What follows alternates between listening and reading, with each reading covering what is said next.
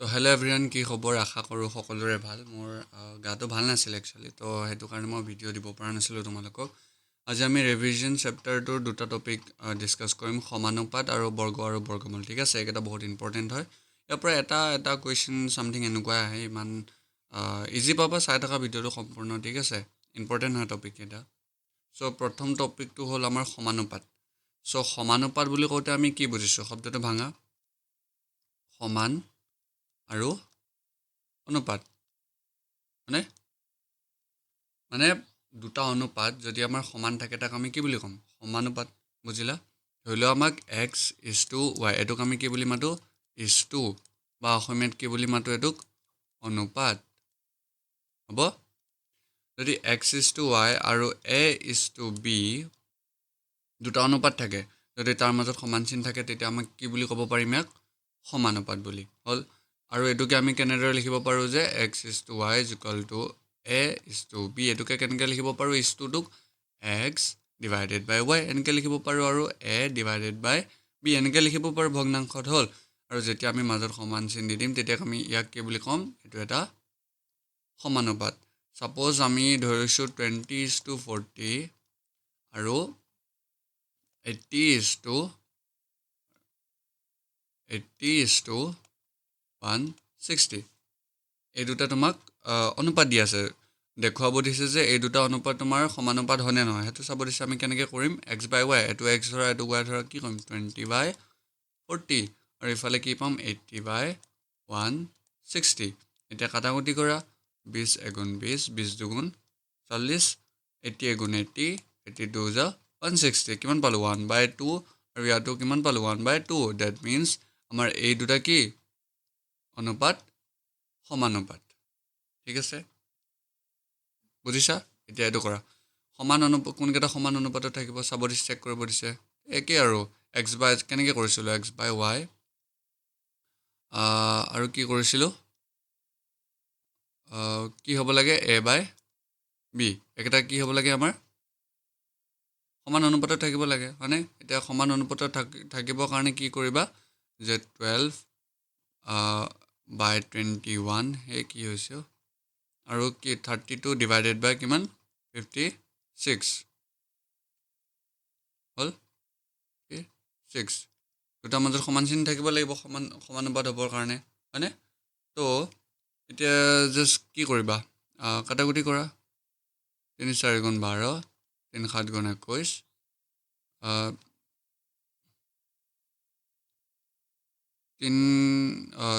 2 16 গুণ 32, আৰু 2 কিমান কটা যাব? 2 দুগুণ 4, 2 8 গুণ 16, আৰু এইটোকো কাটিব পাৰোঁ আমি। 2 8 গুণ 16, 2 গুণ 2, 2 4 গুণ 8, তাৰপিছত এইটো কাটিব পাৰোঁ নে? 2 4 গুণ 8, 2 7 গুণ 14, মানে কিমান পালোঁ? 4/7 আৰু 4/7। তাৰমানে এইটো আমাৰ কি আছে? এটা সমানুপাত। হ'ল? ঠিক তেনেদৰে ইয়াত কৰা, 18/30 আৰু 14/21, এইটো কৰি চোৱা। 2 9 গুণ 18,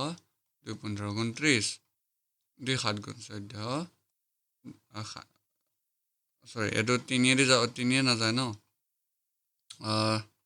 এইটো 3 3 গুণ 9, 3 5 গুণ 15, 3/5,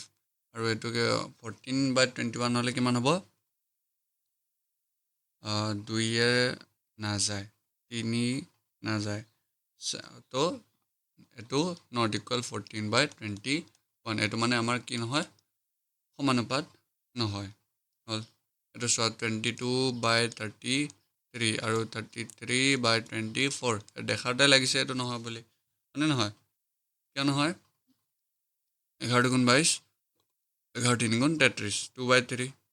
আৰু 11 যাব, এইটো 2 যাব, চ' এইটো নহয়। তাৰপিছত এইটো 24/28,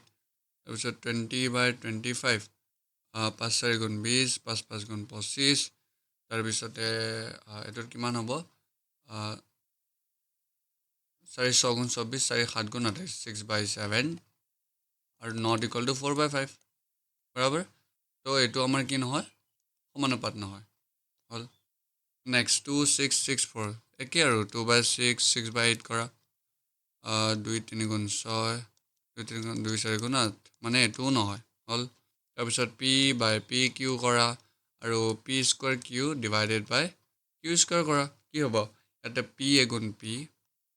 কিমান থাকিল 1 বাই কিউ ইয়াতে কিউ এ স্কোৱাৰ কেঞ্চেল গ'ল কি হ'ল P square by Q not equal হ'ল বুজিছা তাৰপিছত এইটো চোৱা ইম্পৰ্টেণ্ট কুৱেশ্যন হয় যদি P directly proportional to Q আমাক কি দিয়া আছে যে P directly proportional to Q এইটোৰ পৰা আমি কিউৰ মানটো ওলাব লাগে এতিয়া আমাক কণ্ডিশ্যনটো কি দিয়া আছে P directly proportional to Q হয়নে তো ইয়াৰ পৰা আমাক কি দিছে যে যদি পি ইজুকাল টু 6 হয় তেতিয়া কিমান হয় বুলি কৈছে কিউ ইজুকাল টু 30 এইটো হ'ল প্ৰথমটো কণ্ডিশ্যন আৰু 2 নম্বৰটো কণ্ডিশ্যন কি বুলি কৈছে যদি পি ইজুকাল টু 2 হয় তেন্তে কিউ মানটো কিমান হ'ব ক্লিয়াৰ এইটো সুধিছে so' P directly proportional to Q এতিয়া প্ৰপৰ্চনেল আঁতৰাবৰ কাৰণে আমি কি কৰোঁ এটা চলক ধৰোঁ চলকটো আমি ইয়াত কি ধৰিম কে আৰু কিউ এইটো মনত ৰাখিবা কেনেকৈ কৰিছোঁ ঠিক আছে এইটো ইম্পৰ্টেণ্ট কুৱেশ্যন হয় পৰীক্ষাত যদি মাল্টিপল চইচৰ কাৰণে দিয়ে তো 1 নম্বৰ কাৰণে দিব আৰু বিশেষকৈ এইটো 2 নম্বৰৰ কাৰণে দিয়াৰ সম্ভাৱনা বেছি আছে তো ইয়াৰ পৰা চোৱা আমি কি পাইছোঁ P equal to K Q clear এইখিনিলৈ পাইছোঁ ইয়াতে পি মানটো কিমান দি আছে 6 কে মানটো আমাক দিয়া নাই কে মানটো উলিয়াবলৈ গৈ আছোঁ কিউ মানটো কিমান দি আছে 30 তো ইয়াৰ পৰা আমি কে মানটো কিমান পাম 6 বাই 30 দেয়াৰফৰ এতেকে কে ইজুকালটো কিমান পাম 1 বাই 5 ঠিক আছে ইয়াৰ পৰা আমি কি পালোঁ কেৰ মানটো পালোঁ ইয়াৰ পৰা যিহেতু কে মানটো পালোঁ আমি কি পাইছিলোঁ কণ্ডিশ্যনটো P equal to K Q আমি পি মান জানোনে দিয়া আছিল 2 ইকুৱেল টু কে মান জানোনে 1 বাই 5 আৰু আমাক কি উলিয়াব দিছিল এতিয়া আমি কি উলিয়াবৰ কাৰণে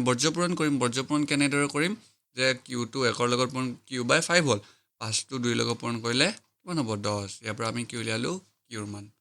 বুজি পাইছা চাই লোৱা ইম্পৰ্টেণ্ট কুৱেশ্যন হয় ঠিক আছে নেক্সট চোৱা এক্স আৰু ৱাইৰ এতিয়া আমাক এইটো মান উলিয়াব দিছে হ'ল এতিয়া এইটোৰ মান আমি কেনেদৰে উলিয়াম এইটো মান উলিয়াবৰ কাৰণে আমি কি কৰিব পাৰোঁ যদি তোমালোকে ভিডিঅ'টো এইখিনিলৈ চাই আছা প্লিজ কমেণ্টত জনাও আমি কি কৰিব পাৰোঁ প'জ কৰা আৰু ট্ৰাই কৰা ঠিক আছে যিমানেই তোমালোকে ট্ৰাই কৰিবা ন তোমালোকৰ কাৰণে ভাল আৰু কাৰণ পৰীক্ষাতটো তোমালোকৰ কুৱেশ্যনে আহিব ন চোৱা যেতিয়া এক্সৰ মান 1 আছিল তাৰ মান 32 হ'ল ইয়াতে আমি কেনেদৰে কৰিব পাৰোঁ এটা মনত ৰাখিবা এইটোক আমি কি বুলি কওঁ x1 এইটো কি বুলি কওঁ y1 এইটো x2 এইটো y2 এইটো x3 এইটো x4 এনেকৈ যাই থাকিব আৰু হ'ল এইটো y3 y4 এনেকৈ যাই থাকিব এনেকুৱা নিচিনা কুৱেশ্যনত আমি কি কৰিব পাৰোঁ যে x1 y1 is equal to x2 y2 is equal to x3 y3 equal to x4 y4 দেখা পোৱা নাই চাগে ন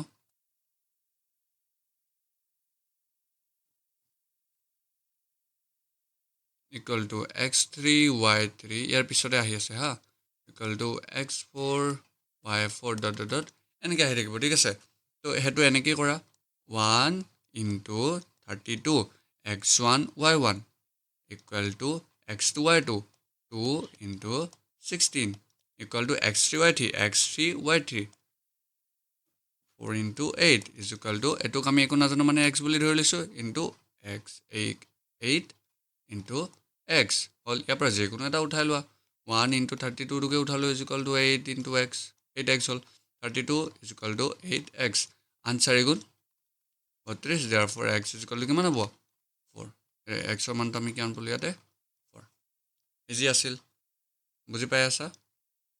এইটো চোৱা চিমিলাৰ কুৱেশ্যন বাছ অলপমান মানে ভাবিব লাগিব চ' 5জন মানুহে তোমালোকৰ 5জন মানুহ আছে 5জন মানুহে এটা কাম কিমান দিনত কৰিছে 20 দিনত কৰিছে 5জনে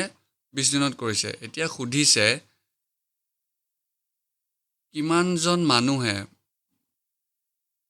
অ'কে 5জন মানুহে 20 দিনত কৰে এতিয়া কিমানজন মানুহ লাগিব যাতে কামটো কিমান দিনত কৰে 1 দিনত কৰে এইটো কেনেদৰে কৰিম চোৱা 5জন মানুহে কামটো কিমান দিনত কৰে 20 দিনত কৰে তো কিমানজন মানুহ লাগিব কামটো 1 দিনত কৰিবৰ কাৰণে হ'ল এইটো সুধিছে ক্লিয়াৰ এইটো সোধোতে এইটো x এইটো y হ'ল এতিয়া আমি কি জানো x1 y1 is equal to x2 y2 এইটো জানো ইয়াত x1 কি 5 y1 কি 20 x2 কি এইটো x বুলি ধৰিলোঁ আৰু y2 মান কিমান 1 ইয়াৰ পৰা x ৰ মান কিমান পাম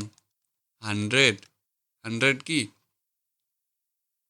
100 জন মানুহ মানে পাঁচটা কাম যদি 5জন মানুহে এটা কাম 20 দিনত কৰিব পাৰে তেতিয়া আমি 100 জন মানুহে সেই কামটো এদিনত কৰিব পাৰিব ঠিক আছে ইম্পৰ্টেণ্ট কুৱেশ্যন হয় চোৱা নেক্সট আহি গ'ল নেক্সট টপিক তোমালোকৰ বৰ্গ আৰু বৰ্গমূল জানোৱে আমি চোৱা বৰ্গ কি হয় ধৰি লোৱা এটা কিবা এটা সংখ্যা আছে এই সংখ্যাটোৰ ওপৰত যদি আমি এইটো লিখোঁ 2 লিখোঁ এইটোক আমি কি বুলি মাতো স্কোয়াৰ মানে অসমীয়াত কি বুলি কওঁ বৰ্গ হ'ল যিকোনো এটা সংখ্যা হ'ব পাৰে স্বাভাৱিক সংখ্যা অখণ্ড সংখ্যা আৰু হ'ল ধৰি লোৱা মানটো 2 ইয়াক যদি আমি কয় 2 ৰ বৰ্গ আমি মানে কি বুলি ভাবিব লাগিব 2 স্কোয়াৰ কিমান হ'ব 2 স্কোয়াৰ মানে 2 দুগুণ 4 নহয় মনত ৰাখিবা 2 স্কোয়াৰ মানে 2 দুগুণ 4 নহয় 2 স্কোয়াৰ মানে হ'ল 2 দুটা আছে 2 × 2 = 4 ঠিক তেনেদৰে 3 স্কোয়াৰ 3 স্কোয়াৰ মানে 3 × 2 নহয় 3 দুটা আছে মানে 3 × 3 3 3 গুণ কিমান হ'ব 9 হ'ল এতিয়া 4 স্কোয়াৰ মানে কিমান 8 নহয় 8 নহয় কিমান হ'ব 4 দুটা আছে মানে 4 × 4 = কিমান হ'ব 16 ঠিক তেনেদৰে 5 স্কোয়াৰ মানে কিমান হ'ব 25 আমি জানো 5 × 5 = 25 ঠিক তেনেদৰে 6 স্কোয়াৰত কি হ'ব 6 স্কোয়াৰ হ'লে 6 × 6 = 36 তাৰপিছত 7 স্কোয়াৰ আমি কি জানো 7 × 7 কিমান 49 8 স্কোয়াৰ মানে কিমান জানো 8 × 8 8 গুণ কিমান 64 9 স্কোয়াৰ মানে কিমান জানো 9 × 9 = 81 তাৰপিছত কি আহিল 10 স্কোয়াৰ মানে কিমান 10 × 10 10 স্কোয়াৰ মানে হ'ল 10 দুটা আছে নট 10 × 2 20 নহয় কিন্তু 10 স্কোয়াৰ মানে 20 নহয় 100 মনত ৰাখিবা এইখিনিলৈ বুজি পাইছা বুজিলা এতিয়া ইয়াৰ পৰা কি বুজিলা যে সংখ্যা এটা পূৰ্ণবৰ্গ হ'বৰ কাৰণে মানে পূৰ্ণবৰ্গ মানে কি এই যোন দুটা সংখ্যা আমি দুটা পূৰণ কৰি মানে যোনটো সংখ্যা পাওঁ সেইটো কথা কৈছোঁ পূৰ্ণবৰ্গ সংখ্যা যদি পূৰ্ণ সংখ্যা পাবলগীয়া হয় তেতিয়া কি হ'ব লাগিব মানে সংখ্যাটো ডাবল হ'ব লাগিব ক্লিয়াৰ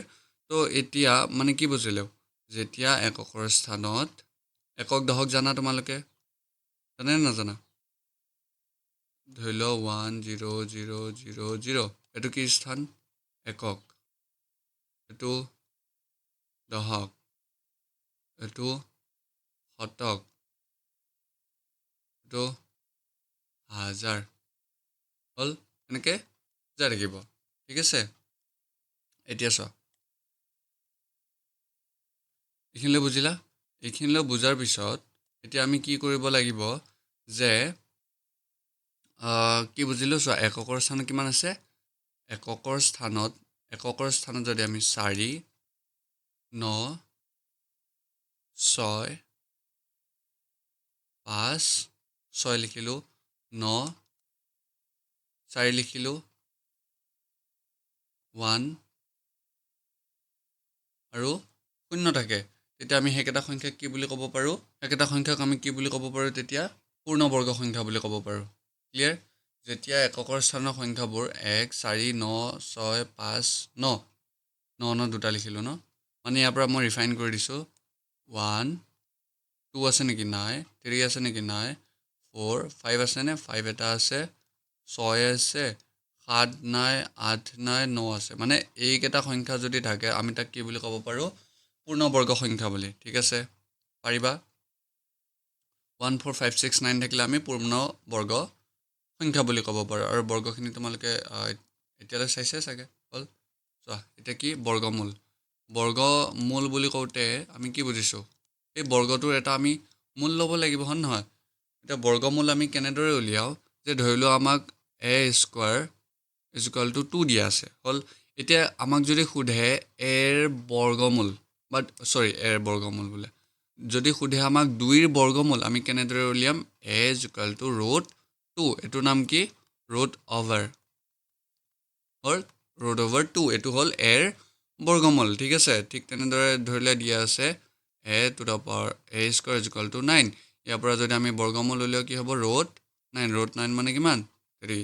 হ'ল ঠিক তেনেদৰে a² = 16 মানটো কিমান হ'ব 16 মনত ৰাখিবা স্কোৱাৰ সিফালে গ'লে কি হয় ৰুট অভাৰ চেঞ্জ হৈ যায় ঠিক আছে তো এ স্কোৱাৰ ছাপ'জ তোমাক 49 দিয়া আছে এ মানটো কিমান হ'ব ৰুট 49 মানে কিমান 7 তাৰপিছত এ স্কোৱাৰ ইজ ইকুৱেল টু 16 লিখিছোঁ নেকি নাই লিখা তো এ মানটো কিমান হ'ব ৰুট 16 লিখিছোঁ ন এইটো তাৰপিছতে এ স্কোৱাৰ ইজ ইকুৱেল টু 47 এতিয়া এ মানটো কিমান হ'ব ৰুট 47 হ'ল স্কোৱাৰ ইফালে গ'লে কি হয় ৰুট অভাৰ মনত ৰাখিবা এতিয়া চোৱা আৰু এটা ইয়াতে ইম্পৰ্টেণ্ট পইণ্ট হ'ল যে এনৰ বৰ্গ এন যিকোনো এটা স্বাভাৱিক সংখ্যা ধৰি লোৱা এনৰ বৰ্গ মানে ধৰি লোৱা এনৰ মানটো 1 এনৰ বৰ্গ আৰু এন প্লাছ 1 এন মানটো কিমান ধৰিছিলোঁ ইয়াত 1 এন প্লাছ 1 মানে 1 প্লাছ 1 ক্লিয়াৰ 1 প্লাছ 1ৰ বৰ্গ হ'ল 1 প্লাছ 1 মানে কি 2 স্কোৱাৰ হ'ল 1 স্কোৱাৰ আৰু 2 স্কোৱাৰ এইকেইটাৰ যদি বৰ্গৰ মাজত এই দুটা বৰ্গৰ মাজত কেইটা স্বাভাৱিক সংখ্যা থাকে বুলি কৈছে এই দুটাৰ মাজত 2nটা 2n এনৰ মানটো কিমান ধৰিছিলোঁ 1 হ'ল মানে 2 ইনটু 1 ইজ ইকুৱেল টু কিমান 2 মানে 1 স্কোৱাৰ আৰু 2 স্কোৱাৰ মাজত কেইটা স্বাভাৱিক সংখ্যা পাম আমি দুটা পাম চেক কৰোঁ 1 আৰু 2 স্কোৱাৰ মানে কিমান 4 মাজত কেইটা পাম 2 আৰু 3 দুটা পালোঁ বুজিলা মানে এনৰ বৰ্গ আৰু এন প্লাছ 1ৰ বৰ্গৰ মাজত আমি 2nটা স্বাভাৱিক সংখ্যা পাম মনত ৰাখিবা এতিয়া চোৱা এককৰ স্থানৰ অংক চাব লাগে এককৰ স্থানৰ অংক চাবৰ কাৰণে মই তোমাক কি কৈছিলোঁ যে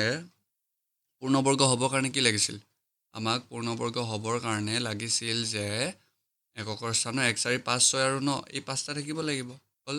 ঠিক তেনেদৰে ইয়াতো যদি সোধে যে বহুত ডাঙৰ সংখ্যা এটা দি আছে 1 0 2 4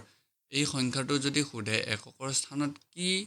থাকিব বৰ্গ কৰাৰ পিছত তেতিয়া আমি কি কৰিম এককৰ স্থান সুধিছে তো সেই অনলি এককৰ স্থানৰ সংখ্যাটোকহে আমি বৰ্গ কৰিলেই হৈ যাব 4 স্কোৱাৰ কৰিলে কিমান হ'ম 16 এতিয়া এই 16 সংখ্যাটো এককৰ স্থানত কি আছে 6 এইটো হ'ব এই সংখ্যাটোৰ এককৰ স্থানৰ অংকটো হ'ল ধৰি লওক 406 ইয়াৰ বৰ্গ কৰিলে আমি এককৰ স্থানত কি পাম ইয়াৰ এককৰ স্থানত কি আছে 6 সেইটোকে যদি আমি 6 স্কোৱাৰ কৰোঁ কিমান পাম 36 ইয়াতে আমি এককৰ স্থানত কিমান পালোঁ 6 ডেট মিনছ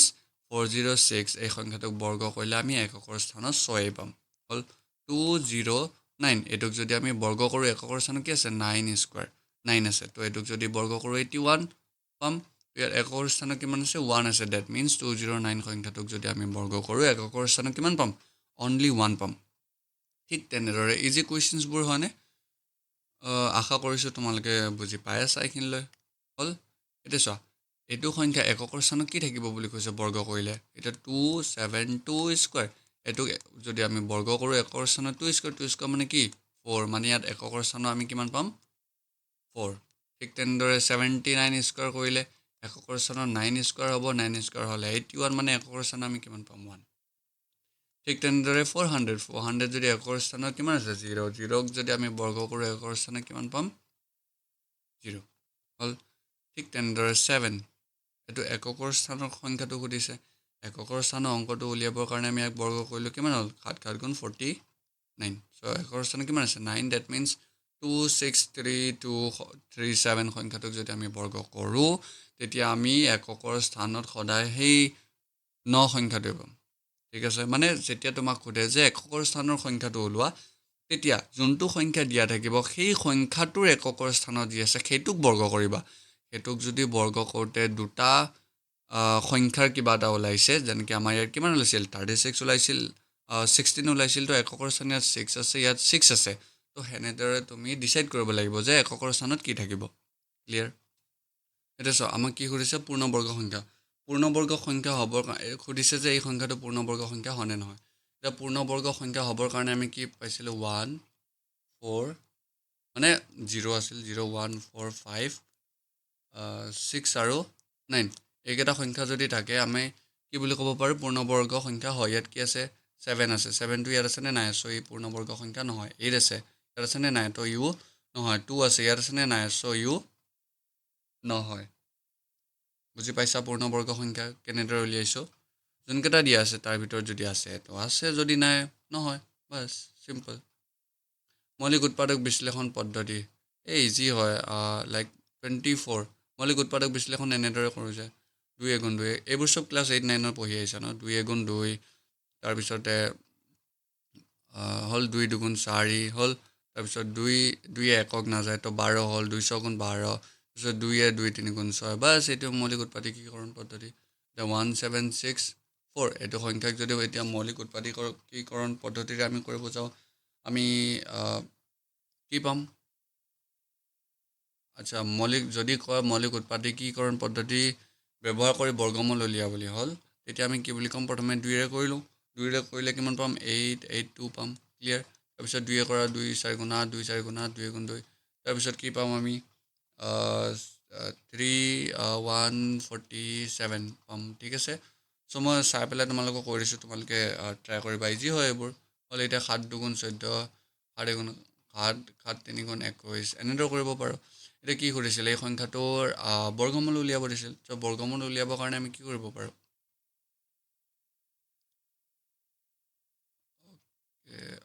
তাৰ আগতে মই পেজটো এইটো কৰি লৈছোঁ বৰ্গমূল উলিয়াব দিছিল চ'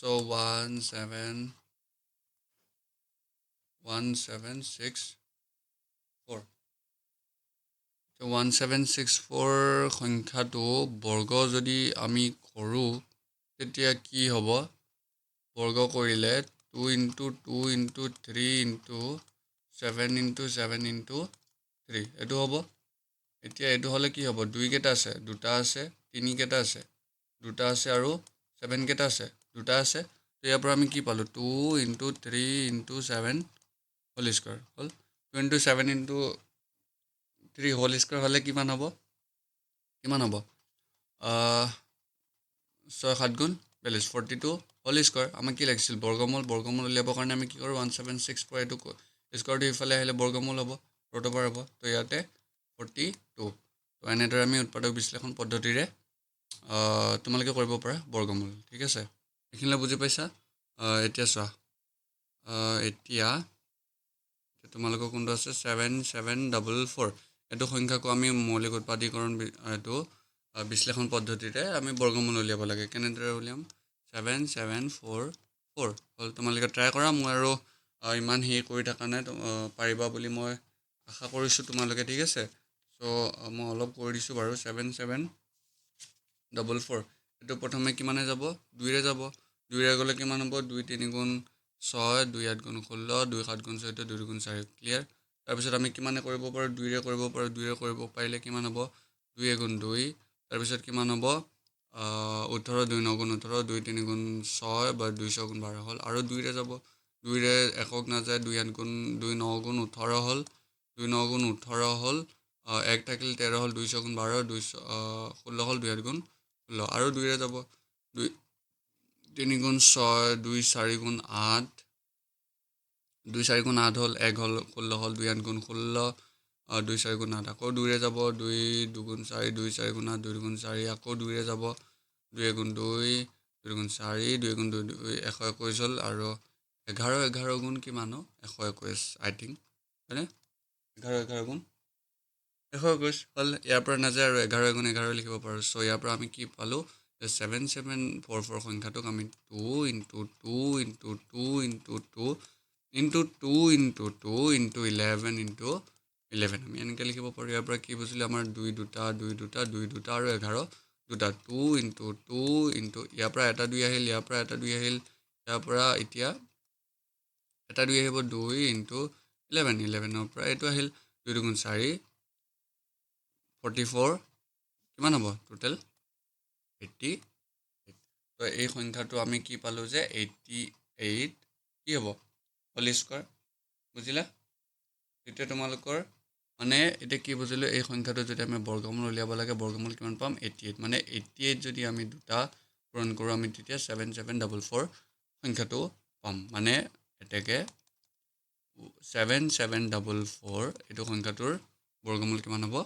88 এতিয়া এইটো চোৱা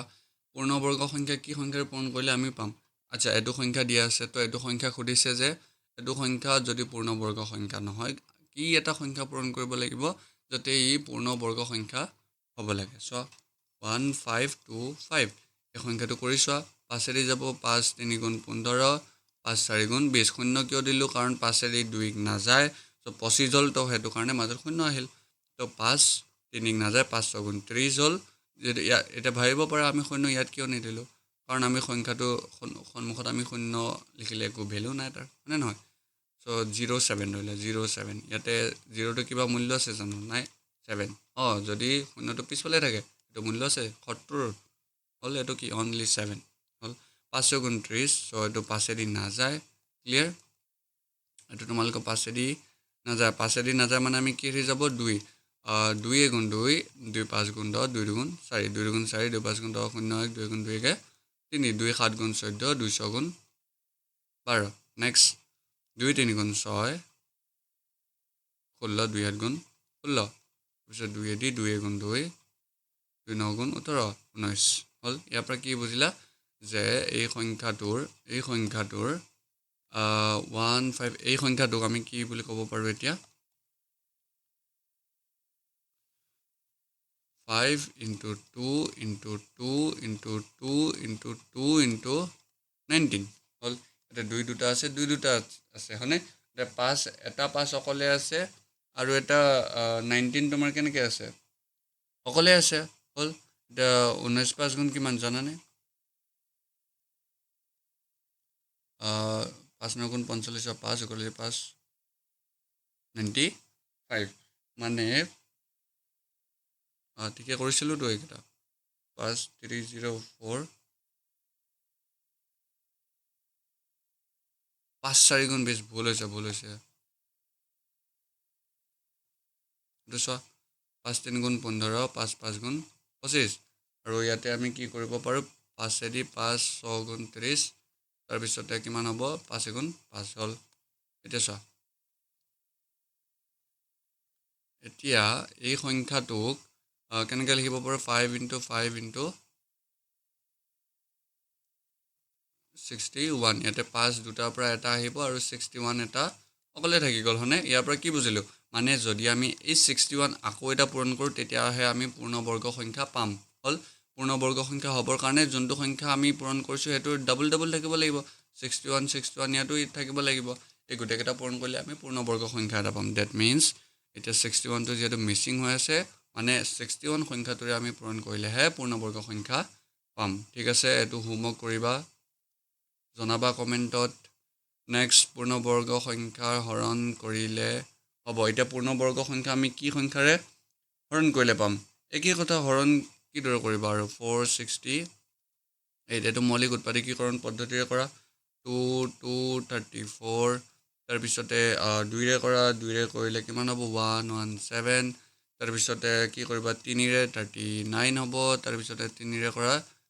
313 ক্লিয়াৰ ইয়াৰ পৰা 468টো কি পালা 468 মানে 2 into 2 into 3 into 3 into 13 এইখিনিলৈ পালা এতিয়া এইখিনিলৈ যে পালা মৌলিক উৎপাদকীকৰণ পদ্ধতিটোত এতিয়া এইটো কেনেকৈ লিখিব পাৰোঁ 2 স্কোৱাৰ into 3 স্কোৱাৰ into 13 ইয়াতে আমাৰ এই 13 নম্বৰ সংখ্যাটো কি নাই দুটা নাই মানে এইটো সংখ্যাটো বৰ্গ হৈ থকা নাই মানে যুগ্মভাৱে থকা নাই তো আমি ইয়াক কি কৰিব পাৰোঁ যে যদি আমি এই 13 সংখ্যাটোক আমি যদি হৰণ কৰি দিওঁ হয়নে তেতিয়া 13 কাটা যাব তেতিয়া আমি এইটো এটা পূৰ্ণবৰ্গ সংখ্যা পাম নে নাপাম 2 স্কোৱাৰ আৰু 3 স্কোৱাৰ ইয়াৰ পৰা কি বুজিলা যদি আমি 13 সংখ্যাটো হৰণ কৰোঁ তেতিয়া আমি পূৰ্ণবৰ্গ সংখ্যা এটা পাম হ'ল ঠিক তেনেদৰে এটা হোমৱৰ্ক কৰিবা যোনটো সংখ্যা তোমালোকৰ অকলে থাকে সেইটো সংখ্যাক হৰণ কৰি দিবা আৰু যেতিয়া পূৰণ কৰিছিল তেতিয়া পূৰণ কৰি দিবা যোনটো সংখ্যা অকলে থাকে হৰণৰ ক্ষেত্ৰত নাইকিয়া কৰিব লাগে পূৰণৰ ক্ষেত্ৰত লগাব লাগে মনত ৰাখিবা হ'ল হোমৱৰ্ক কৰিবা এতিয়া 4 9 আৰু 10ৰে হৰণ কৰিব পৰা আটাইতকৈ সৰু পূৰ্ণবৰ্গ সংখ্যাটো ইজি কুৱেশ্যন যেনেকৈ কৰিছোঁ ন ইয়াতে যোনটো